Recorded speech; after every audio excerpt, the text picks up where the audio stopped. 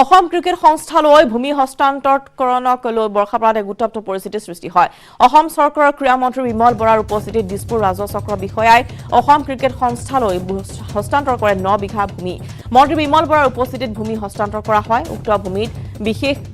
কাৰ পাৰ্কিংৰ বাবে আবণ্টন দিয়া হৈছে। 220 মিটাৰ দৈৰ্ঘ্য আৰু 200 মিটাৰ প্ৰস্থৰ ভূমি আবণ্টন দিয়াৰ পিছতে তীব্ৰ ক্ষোভৰ সৃষ্টি হয়। 1999 চনতে তেতিয়াৰ মুখ্যমন্ত্ৰী হিতেশ্বৰ শইকীয়া 5 বিঘা ভূমি হৰিজন সম্প্ৰদায়ৰ লোকক আবণ্টন দিছিল। বিগত 22 বছৰ ধৰি 25 ঘৰ লোকে বসবাস কৰি অহাৰ পিছত ভূমি হস্তান্তৰ হোৱাত এতিয়া তীব্ৰ প্ৰতিবাদ সাব্যস্ত কৰা হৈছে। বিভিন্ন পৰ্যায়ৰ ইণ্টাৰনেশ্যনেল মেটচ বিভিন্ন সময়ত হৈ থাকে আৰু যাৰ কাৰণে ইয়াতে উপভোগ কৰিবলৈ অহা ক্ৰীড়াপ্ৰেমীসকলৰ বাবে এটা সমস্যাৰ সৃষ্টি হৈ আছিল। বিগত দীৰ্ঘদিন ধৰি তেওঁলোকৰ বাহনসমূহ ৰাখিবৰ কাৰণে পৰ্যাপ্ত পৰিমাণৰ ইয়াতে স্থান নাছিল আৰু ক্ৰিকেট সন্থাই অসম চৰকাৰক আবেদন কৰি আছিল বহুদিনৰ পৰা সমীপতে থকা এই মাটিডোখৰ তেখেতসকলক আবণ্টন দি এটা অত্যাধুনিক কাৰ পাৰ্কিং জোন ইয়াত নিৰ্মাণ কৰিব পৰা যায় আৰু সেই কামখিনি আমি খুব তৎপৰতাৰে আমি সমাপন কৰি প্ৰায় 9 বিঘা মাটি আজি আমি কেবিনেটত পাছ কৰোৱাই আনুষ্ঠানিকভাৱে আমি ক্ৰিকেট এছ'চিয়েশ্যনক আজি অৰ্পণ কৰিছোঁ। আমি আশা ৰাখিছোঁ আগন্তুক দিনবিলাকত ইয়াতে খুব এটা সুন্দৰ অত্যাধুনিক কাৰ পাৰ্কিং এখেতলোকে নিৰ্মাণ কৰি উলিয়াব আৰু তাৰ লগে লগে সেই স্থানত তেখেতসকলৰ মতে তেখেতসকলে জনোৱা অনুসৰি তেখেতসকলৰ পৰিকল্পনা আছে যে কমাৰ্চিয়েল ভাইবিলিটি থকা কিছু ষ্ট্ৰাকচাৰো ইয়াতে ডেভেলপ কৰিব তেখেতসকলে আৰু ইয়াতে যিসকল ইলিগেল এনক্ৰ'চাৰ আছে সেই ইলিগেল এনক্ৰ'চাৰসকলক চৰকাৰীভাৱে এই নিয়ম নীতি অনুসৰি তেখেতসকলে এভেকশ্যন কৰা হ'ব। নীতি নিয়ম মতে যিহেতু গোটেই কামখিনি আগবাঢ়িছে, ইয়াতে আপোনাৰ যদি কাৰোবাৰ আগতে আবণ্টন দিয়া আছিলে নিশ্চয় সেইসকলে হয়তো যি সময়ৰ ভিতৰত কিবা কৰিব লাগে অট'মেটিকেলি সেই কাম নকৰিলে কেঞ্চেল হৈ যায়। গতিকে এজ পাৰ ৰুলছ মতে গোটেই কাম। হিতেশ্বৰ শইকীয়াৰ দিনত মাটি দিয়া যায়, তাৰপাছত প্ৰফুল্ল কুমাৰ মহন্ত তেওঁ মুখ্যমন্ত্ৰী হ'ল। আগবঢ়াইছে এই সন্দৰ্ভত উৎপল হালৈৰ এক প্ৰতিবেদন। পূৰ্বে দিছপুৰ ৰাজচক্ৰ বিষয়া ভাৰত কৌৰৰ উপস্থিতিত আৰু অসমৰ ক্ৰীড়া মন্ত্ৰী বিমল বৰাৰ উপস্থিতিত 9 বিঘা ভূমি হস্তান্তৰ কৰা হৈছিলে অসমৰ ক্ৰীড়া সন্থাৰ যিখন বৰ্ষাপাত থকা খেলপথাৰ আছে তালৈকে। আৰু হস্তান্তৰৰ পিছতে এক উত্তপ্ত পৰিৱেশে বিৰাজ কৰিছে আৰু টেলিভিশ্যনৰ আন এটা স্ক্ৰীণত আমি সেই দৃশ্যাংশসমূহ দেখুৱাম ভূমি হস্তান্তৰৰ পিছৰ পৰিৱেশ কি ধৰণৰ হৈছিলে, কিয়নো তেখেতসকলক 1999 চনতে যি ভূমি হস্তান্তৰ কৰিছে আজি 9 বিঘা ভূমি, এই 9 বিঘা ভূমিৰ 1999 চনত হিতেশ্বৰ শইকীয়াৰ দিনতে এই ভূমি আবণ্টন কৰা হৈছিলে হৰিজন সম্প্ৰদায়লৈকে আৰু দক্ষিণ গুৱাহাটী বিদ্যালয়লৈকে, য'ত 9 বিঘা ভূমি তেখেতসকলৰ নামত অৱনীত হৈছিলে। কিন্তু আজি সেই 9 বিঘা ভূমি হস্তান্তৰ কৰাৰ পিছতে তেখেতসকল ক্ষোভিত হৈ পৰিছে আৰু তেখেতসকল ওলাই আহিছে। তেখেতসকলৰ পৰাই তেখেতসকলৰ মনৰ কথা জানিবলৈ চেষ্টা কৰিম। আজি ক্ৰীড়ামন্ত্ৰী বিমল বৰাৰ উপস্থিত 9 বিঘা ভূমি হস্তান্তৰ কৰিছে আৰু এই 9 বিঘা ভূমিত আপোনালোকৰো মাটি আছে, কি ক'ব গোটেই কথাখিনি? কথা হৈছে যে চাওক, আমাক হিতেশ্বৰ শইকীয়াৰ দিনতে 11 বিঘা 9 লেচা মাটি মুঠ শ্মশান, হৰিজন কলনী আৰু স্কুলৰ নামত দিলে। একদম পুংখানুপুংখভাৱে কৈছোঁ, 3 বিঘা 6 লেচা মাটি শ্মশানক দিছিল, শ্মশানক দিছিল, 5 বিঘা মাটি হৰিজনক দিছিল আৰু 3 বিঘা মাটি মুঠ 3 বিঘা মাটি দিছিল আপোনাৰ দক্ষিণ গুৱাহাটী হাইস্কুলক। আৰু তেতিয়াৰে পৰা আমি 1999 চনৰ পৰাই অসমৰ মুখ্যমন্ত্ৰী হিতেশ্বৰ শইকীয়া মাটি যিটো আবণ্টন দি গ'ল, অৰ্ডাৰ দি গ'ল, সেই মাটি তাৰ পাছতে মুখ্যমন্ত্ৰী হ'ল প্ৰফুল্ল কুমাৰ মহন্ত। প্ৰফুল্ল কুমাৰ মহন্ত তেওঁৰ স্থানীয় বিধায়ক পশ্চিম গুৱাহাটীৰ ৰমেন্দ্ৰনাথ কলিতাৰ হতুৱাই আৰু ছেটেলমেণ্ট অফিচাৰ অশোক বৰ্মনৰ হতুৱাই আমাক ৰাজহুৱা স্থান পাতি আধাৰশিলা আপোনাৰ ৰমেন্দ্ৰ কলিতাৰ দ্বাৰা স্থাপন কৰোৱাই আৰু ৰাইজৰ মাজত স্কুলক, হৰিজন কলনীক আৰু শ্মশানক ভোগ দখলৰ মাটি আমাৰ হাতত চাৰ্টিফিকেট চমজাই দিছিল, ট্ৰেছ মেপ দিছিল। কালি আমাক খবৰ আহিল যে কালি মাটি হস্তান্তৰ হ'ব। গতিকে মই ভাবিলোঁ যে হয়তো কিবা এটা হ'ব পাৰে, আমি থাকিব লাগিব। আজি দিনটো মই ঘৰত থকাৰ সিদ্ধান্ত ল'লোঁ, আমি আছোঁ। আমাৰ আগতে স্পৰ্টছ মিনিষ্টাৰ বিমল বৰা ডাঙৰীয়াই প্ৰথমেতো কৈছিল যে আমাৰ মাটিৰ কোনো হেৰি নহয়, আমাৰ মাটিৰ একো নহয়, কিন্তু পাছত যেতিয়া মিডিয়াৰ আগত যেতিয়া এনাউন্স কৰিলে 9 বিঘা মাটি দিয়া বুলি ক'লে, তাৰপাছত শুনি আমাৰ চকু কপালত উঠিছে। কেনেকৈ হ'ব 9 বিঘা মাটি? 3 বিঘা মাটি স্কুলৰ আছে। যদি 9 বিঘা মাটি দিয়ে তেনেহ'লে এটা অংশ যাব শ্মশানৰ, এটা অংশ যাব হৰিজনখিনি, গোটেই উঠি যাব লাগিব। তো আমি আজি সুদীৰ্ঘ 22 বছৰ ঘৰ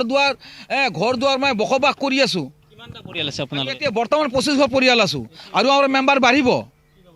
এতিয়া আমি ব্যৱস্থা কি ল'ম? আমি মাটি কোনোমতে এৰি নিদিওঁ। আমাৰ মাটি থাকক, আমাৰ মাটি থাকিবই লাগিব। আমি এই অৱস্থা যেতিয়া মৰিশালি আছিল জাবৰ জোঁথৰ পেলাইছিল মৰাশ যেতিয়া পেলাইছিল সেইবিলাক আমি লংঘন কৰি ইয়াতে বসবাস কৰিছোঁ তেতিয়া একেবাৰে ডিঙিলৈকে পানী উঠে কোনো ৰাস্তা ঘাট নাছিল খাপ গুজৰ একে হেৰি কৰি আমি খেদাই ইয়াতে বসবাস কৰিছোঁ এতিয়াৰ পৰা এতিয়া মাটিখিনি ডেভেলপ হ'ল ৰাস্তা হৈ যোৱাৰ পাছত হৰিজনখিনি কোনো আৱৰ্জনা নহয় জাবৰৰ নিচিনা আছিলে হৰিজন সম্প্ৰদায়ৰ লোকৰ হৈছে তেখেতসকল যথেষ্ট ক্ষোভিত হৈ পৰিছে কিয়নো তেখেতসকলে সুদীৰ্ঘ 22 বছৰ কাল ইয়াতে আছিলে আৰু 22 বছৰ অন্তত তেখেতসকলকে স্থানৰ পৰা উঠাই দিয়াৰ এক প্ৰকাৰ সিদ্ধান্ত লৈছে যাৰ ফলত তেখেতসকলে এই ধৰণৰ সিদ্ধান্ত মানি নলয় বুলি কৈছে স্পষ্টভাৱে ইয়াৰ সমান্তৰালভাৱে কিন্তু তেখেতসকলে স্পষ্টভাৱে উল্লেখ কৰিছে যদি ষ্টেডিয়ামক কাৰ পাৰ্কিংৰ বাবে দিয়া হয় তেখেতসকলে কিন্তু এই স্থান কোনো কাৰণতে ত্যাগ নকৰে খবৰ দিছা বাতৰি লৈছো আনি টিভি ৰুটি উদ্দেশ্য বাতৰি শেষ অংশলৈ ৰঙাপাৰা সমষ্টিৰ অন্তৰ্গত এটা অঞ্চললৈ গভীৰ সংকট কঢ়িয়াই আনিছে এখন নদীয়ে ভেনে ফুটুকাৰে বাঢ়ি অহা ডিপুটা নৈখনত অব্যাহত আছে তীব্ৰ খহনীয়া নৈখনৰ বুকুত যোৱাৰ উপক্ৰম হৈছে এটি পথ নাহৰণি গ্ৰাণ্ট কলাবিল সংযোগী পথৰ অধিকাংশই নৈখনৰ খহনীয়াৰ কবলত পৰিছে কেইবা লাখ টকাৰে পথছোৱা খহনীয়া প্ৰতিৰোধৰ বাবে নিৰ্মাণ কৰা হৈছিল এখন পকী বেৰ খহনীয়াৰ প্ৰতিৰোধৰ বাবে নিৰ্মাণ কৰা পকী বেৰৰ এটা অংশ ইতিমধ্যে খহি পৰিছে অতি নিম্নমানৰ সামগ্ৰীৰে নিৰ্মাণ কৰা পকী বেৰখন নিৰ্মাণৰ ছমাহ নোহোতে এনেদৰে খহি পৰাত শংকিত হৈ পৰিছে ৰাইজ স্থানীয় ৰাইজে পকী বেৰ নিৰ্মাণৰ সৈতে জড়িত ঠিকাদাৰ আৰু অভিযন্তাগৰাকীৰ বিৰুদ্ধে ব্যৱস্থা গ্ৰহণ কৰাৰ লগতে পথছোৱাৰ খহনীয়া প্ৰতিৰোধ ব্যৱস্থা গ্ৰহণ কৰিবলৈ জলসম্পদ বিভাগক দাবী জনাইছে আগবঢ়াইছো এই সন্দৰ্ভত ধনেশ্বৰ কলিতাৰ ৰিপৰ্ট উপস্থিত আছোঁ নাহাৰণি গ্ৰাণ্ট টু কলিবাৰী সংযোগী পথত আৰু এই সংযোগী পথত গৰাখহনীয়া ৰোধৰ বাবে আজি কিছুদিন পূৰ্বে ইয়াত এখন পকী বেৰ বনোৱা হৈছিল আৰু বৰ্তমান এই বেৰখন এতিয়া খহি পৰা দেখিবলৈ পোৱা গৈছে আৰু যি পথছোৱা আছে এই পথছোৱাৰ কিন্তু অধিকাংশ এতিয়া মাটি গৰাখহনীয়াৰ কবলত পৰিছে মই কেমেৰা পাৰ্চনক দেখাবলৈ অনুৰোধ কৰিছোঁ এইটো হৈছে যি গৰাখহনীয়া ৰোধৰ বাবে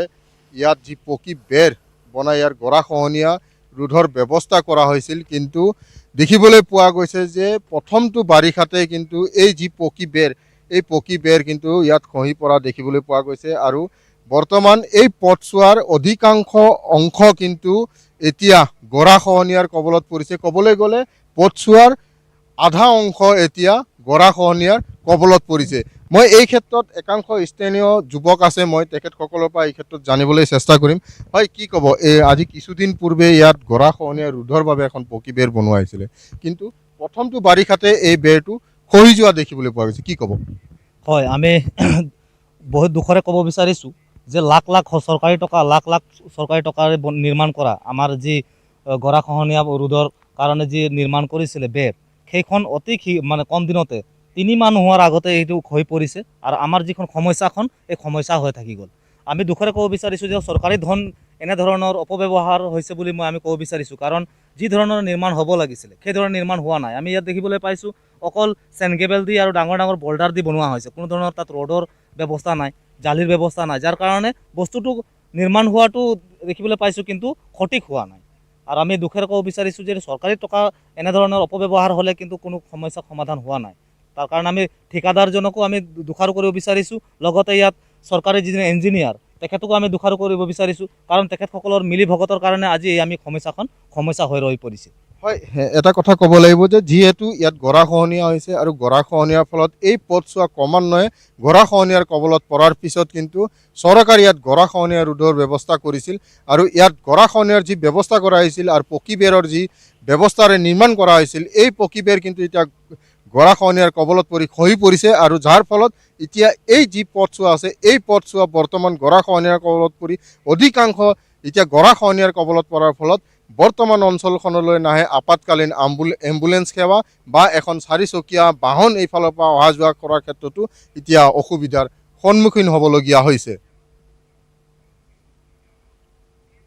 নিউজ 18 আৰু বাইজুছে বিগত বৰ্ষত এনে একাংশ প্ৰতিভাসম্পন্ন যুৱক যুৱতীক পোহৰলৈ আনিছিল তেওঁলোকে আমাৰ মন প্ৰাণ উদ্বেলিত কৰিছিল বয়সত কম হ'লেও নিউজ 18 দিয়া মঞ্চত তেওঁলোকে এনে প্ৰতিভা দাঙি ধৰিছিল যে সমগ্ৰ দেশ অবাক হৈ পৰিছিল গণিতৰ পৰা সংগীতলৈ খেলৰ পৰা কলালৈ নিজৰ ক্ষেত্ৰত বিশাল প্ৰতিভাৰ পৰিচয় দিছিল এই নবীন প্ৰতিভাধৰসকলে এনেবোৰ নবীন প্ৰতিভাধৰসকলৰ বাবে একেখন মঞ্চৰে ব্যৱস্থা কৰা হৈছে যদি আপুনি তেনে কোনো প্ৰতিভাধৰক চিনি পায় news18.com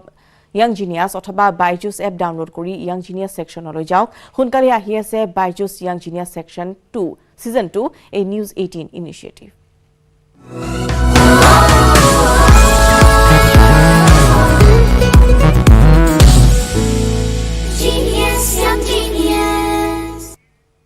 পথ পথাৰ নে পুখুৰী দৃশ্য দেখো ধৰিব নোৱাৰা এটা অতি জৰাজীৰ্ণ পথ প্ৰকাণ্ড পুখুৰী সদৃশ গাঁতেৰে পৰিপূৰ্ণ দুধনৈৰ হাৰাপাৰা নয়াপাৰা গাঁৱৰ পথ যিটো পথেৰে খোজকাঢ়ি যোৱাটো ৰাইজৰ বাবে সহজসাধ্য নহয় এম্বুলেন্স যাব নোৱাৰা গাঁওখনৰ ৰোগীক কান্ধত তুলি নিব লাগে চিকিৎসালয়লৈ এই গাঁৱত জন্মগ্ৰহণ কৰিয়েই মুক্তি যুঁজাৰু মোহৰ শেখে ভাৰত স্বাধীনৰ সংগ্ৰাম কৰিছিল ভাৰতে স্বাধীনতা লাভ কৰা ৭৫টা বছৰ হ'ল কিন্তু এতিয়াও এই গাঁওখনৰ বাট পথসমূহৰ উন্নয়ন নহল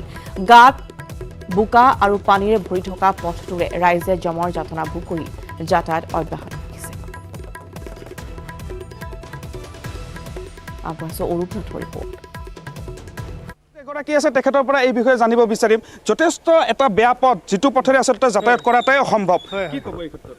এই ক্ষেত্ৰত মানে কি ক'ম আমাৰ জনপ্ৰতিনিধিসকল বা আমাৰ বিধায়কো আজি বহুত বছৰ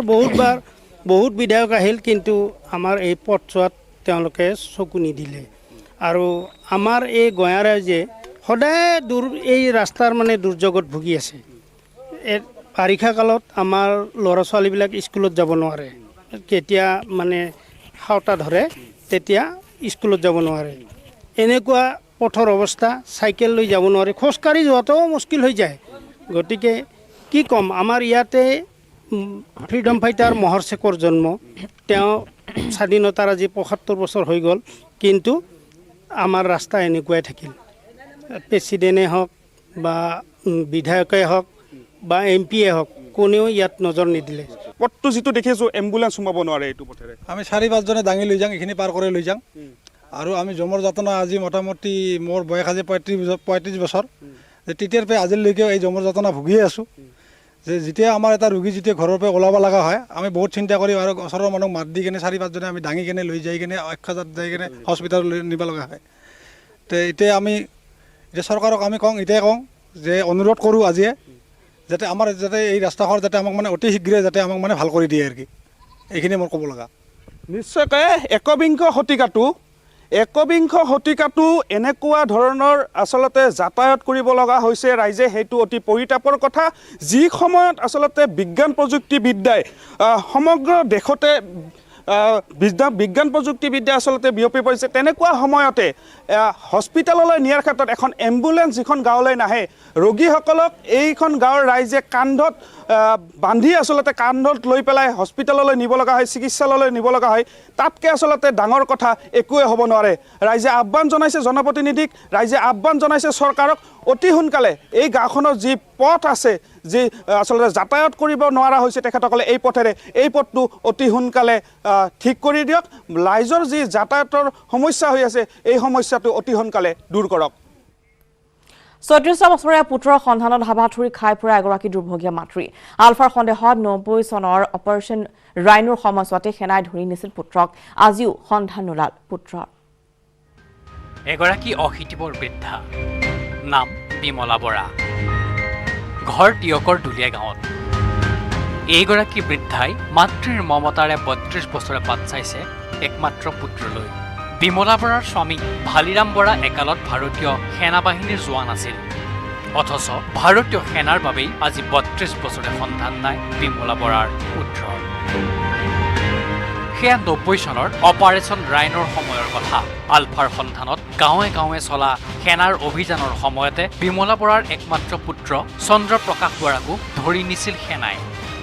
মহাবিদ্যালয়ৰ ছাত্ৰ চন্দ্ৰপ্ৰকাশ বৰা সেনাই ধৰি নিছিল ১৯৯০ চনৰ ১৭ নৱেম্বৰত আৰু তাৰ পিছৰে পৰা মাতৃয়ে কোনোদিনে মুখ নেদেখিলে একমাত্ৰ পুত্ৰৰ তাকে সন্ধান লাগে আছে বা নাই আছে যদি মোক দেখা এটা দি থৈ যাওক নাই যদি বোলে নাই আৰু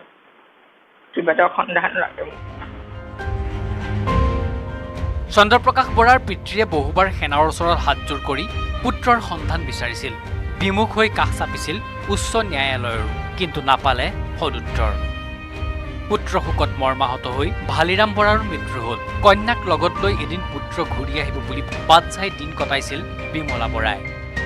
কিন্তু এমাহ পূৰ্বে মৃত্যু হ'ল বিমলা বৰাৰ কন্যাৰো সকলোকে হেৰুৱাই বিমলা বৰাই এতিয়া নিৰলে চকুৰো টুকে। ছুপ্ৰিম কোৰ্টলৈ যাব লাগে। যেতিয়া গৈ পাওঁতে নিদিলে। অৰুবৰ বৰাই নিদিলেও জামানা অৰুবৰ বৰাই বোলে দাদা বহুত ৰহস্য আছে, কেছটো থাকচোন। তেতিয়া হৈছে দি বাঞ্চটো দিলে, দি মেলি কোনো সন্ধানেই নাই। চিন্তা কৰোঁতে কৰোঁতে বুঢ়া ঢুকালে, মৰি নাথাকোঁতে। এতিয়া শেষত এই ঘৰতে ছোৱালীও হেৰুৱা, ছোৱালীও বোলাই আজি এমাহ হ'ল ঢুকোৱা। বয়সে গৰকা টিয়ক দুলীয়া গাঁৱৰ বিমলা আইতা আজি নিধৰুৱা। কাষৰে এইগৰাকী লোকে দুপৰীয়া গধূলি আইতাক যোগান ধৰে পেটৰ ভাত মুঠি। কোনো নাই চোৱা চিতা কৰিবলৈ। ল'ৰাহঁতে আহি কেতিয়াবা পাক মাৰে, নহ'লেতো কোনো নাই, অকলশৰীয়া। এইখিনিতে আছে, তেওঁৱে সেই গধূলি ৰাতিপুৱা চাহ এখন দিয়ে, ৰুটি এখন দিয়ে। ওচৰ চুবুৰীয়া যিকেইজন ইয়াত মানুহবোৰ আছে তেখেতসকলে খা খবৰ লয়। এতিয়া পুৱা গধূলি মোৰ ঘৰৰ পৰাই মই চাহ ৰুটি চুটি এনেকৈ যোগাৰ কৰি আছোঁ, খা খবৰ লৈ থাকোঁ। আৰু কৰিবলৈতো আমাৰ উপায় নাই অন্য, এই খা খবৰ লোৱা বা কিবা এটা অসুবিধা পাইছে সেইটোকে সুধি মেলি আমি তেখেতক সান্তনা দি আছোঁ। কিন্তু বিমলা বৰাই আজিও বাট চাই আছে, হয়তো ঘূৰি আহিব পুত্ৰ। টিয়কৰ পৰা Digonta Hazarika, news 18 Assam north east.